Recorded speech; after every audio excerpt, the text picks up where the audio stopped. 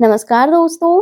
दोस्तों मैंने आपसे लाइव क्लास में बोला था कि आप लोगों के लिए मेरे पास एक सरप्राइज़ था, तो दोस्तों ये वही सरप्राइज़ है क्योंकि आप लोग मम्मी की रेसिपीज़ को बहुत ज़्यादा पसंद करते हो, तो आज हम मम्मी के हाथ से ही लेकर आ गए हैं एक रेसिपी, जो है देसी स्टाइल में बिल्कुल देसी तरीके से बाजरे की खिचड़ी। और दोस्तों आपको मम्मी की ये रेसिपी पसंद आए ना तो प्लीज़ दोस्तों मेरे लिए ना सही उनके लिए वीडियो को एक लाइक ज़रूर दीजिएगा और वीडियो अच्छी लगे तो प्लीज़ वीडियो के नीचे कमेंट ज़रूर कर देना कि आपको उनकी ये रेसिपी कैसी लगी। क्योंकि दोस्तों बहुत मेहनत से उन्होंने ये बनाई है बिल्कुल ऑथेंटिक तरीके से। तो चलिए दोस्तों रेसिपी शुरू करते हैं। तो दोस्तों सबसे पहले उन्होंने यहाँ पर 1 किलो बाजरा ले लिया था दोस्तों। नॉर्मली मेज़र बताऊँगी मैं क्योंकि पहले के ज़माने में कोई मेज़रमेंट नहीं करता था। अंदाज़े से उन्होंने 1 किलो बाजरा ले लिया था। उन्होंने साफ़ कर लिया था इसको और उसके बाद इसमें डाला है गरम पानी। अगर आप गरम पानी नहीं डालते हो, ठंडा पानी से इसे हल्का-सा गीला करते हो तो फिर आपको धूप में सुखाना होता है और धूप उस दिन थी नहीं।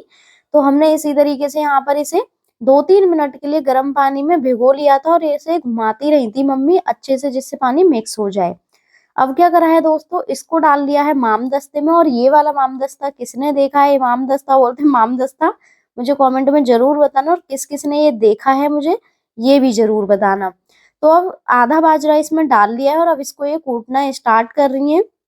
नीचे दोस्तों हमने ब्लैंकेट रख रखा है दोस्तों भई, क्योंकि फर्श पर दिक्कत होती है, फिर धम-धम की आवाज़ आती है, इस वज़ह से इस पर हमने ब्लैंकेट रख के तब इसके ऊपर से ये रखा था इमामदस्ता। तो दोस्तों मम्मी ने यहाँ पर इसे कूटा था, उसके बाद इसे थाली में खिलाया और फटकेंगे। इसका दोस्तों 2-3 बार ये प्रोसेस होता है, यहाँ पर हमने 2 बार प्रोसेस किया था, आगे दिखाएँगे वो भी। कि यहाँ पर पहले उन्होंने कूटा इसे कम से कम 10 से 12 मिनट के लिए और जब ये कुट गया, तो इसको फटक लिया। हालाँकि दोस्तों मैंने और देव जी दोनों को इसे कूटना पड़ा था क्योंकि काफ़ी ज़्यादा इसमें मेहनत होती है ऑथेंटिक तरीके से इसे बनाओ तो। तो देखिए काफ़ी हद तक साफ़ हो चुका है, इसको फटकना ज़रूर देखिए साइड में कितना सारा पाउडर रखा हुआ है। तो फिर से मम्मी ने जो खिचड़ी को फटक लिया था कूटकर, उसको फिर से इमामदस्ते में डाल लिया है और फिर से इसको 8 से 10 मिनट या 15 मिनट के लिए दोस्तों इसे कूटना है। इसे कूटने में हालत खराब हो जाती है क्योंकि हाथ भी दर्द करने लगते हैं। तो यहाँ पर दोस्तों स्पीड बढ़ा दी है क्योंकि सिर्फ़ कूटना ही है, तो इसलिए स्पीड यहाँ पर बढ़ा दी है।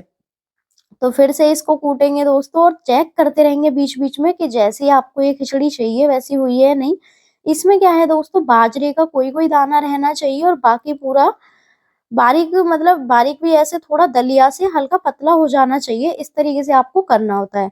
और दोस्तों जब आप इसे बनाओ, तो अच्छे से गंदे भी होते हैं भई क्योंकि इसका जो पाउडर उड़ता है ना बाजरे का बहुत ज़्यादा उड़ता है, रूम भी पूरा गंदा हो गया था ये, और बहुत ज़्यादा इसमें से पाउडर उड़ रहा था।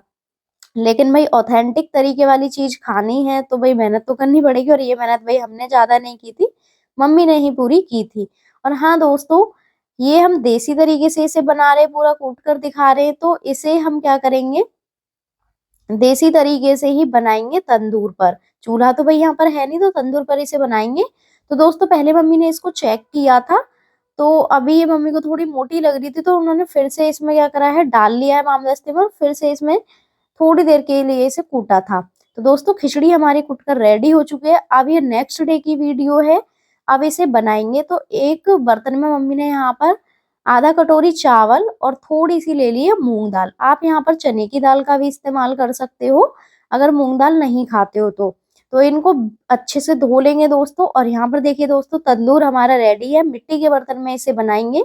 इसमें डाल लेंगे पानी और दोस्तों पानी भी उन्होंने सिर्फ़ अंदाज़े से ही डाला है, हमारी तरह कप से मेज़र करके नहीं डाला है, अंदाज़े से डाला है और पानी कम भी रहेगा तो कोई दिक्कत वाली बात नहीं है, बाद में गर्म पानी इसमें ऐड कर सकते हैं। तो दोस्तों हमने बाद में फिर से पानी डलवाया था क्योंकि कम रह जाता।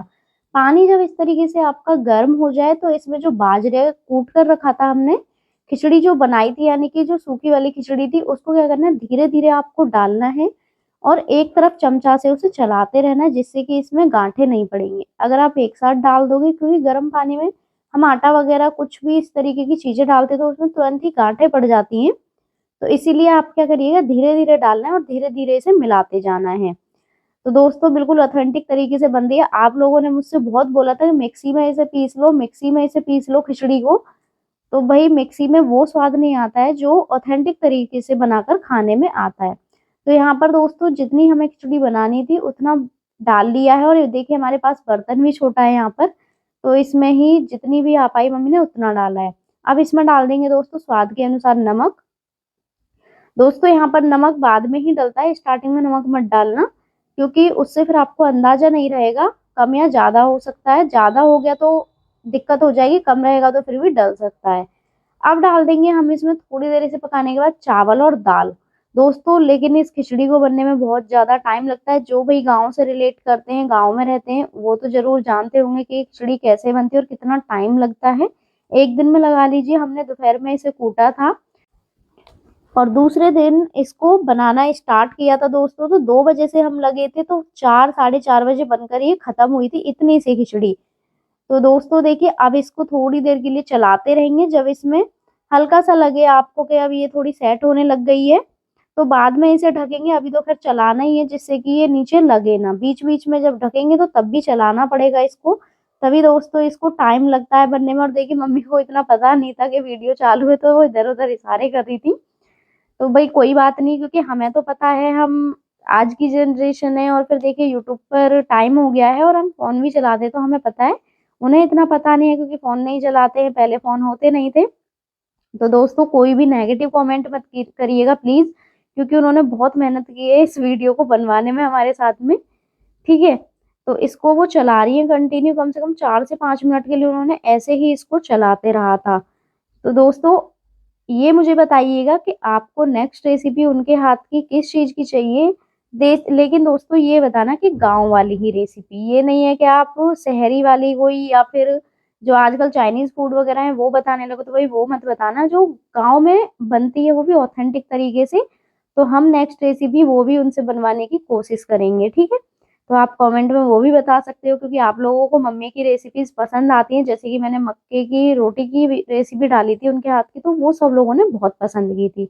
और देखिए दोस्तों साइड से मैं भी यहाँ पर इन्वॉल्व थी, मैं भी सामान को उठा रही थी यहाँ से।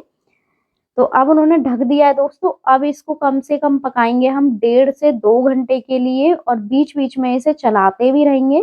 तो देखिए यहाँ पर बॉयल आ चुका है एक बार, तो इसको अभी चला देंगे जिससे कि ये नीचे ना लगे।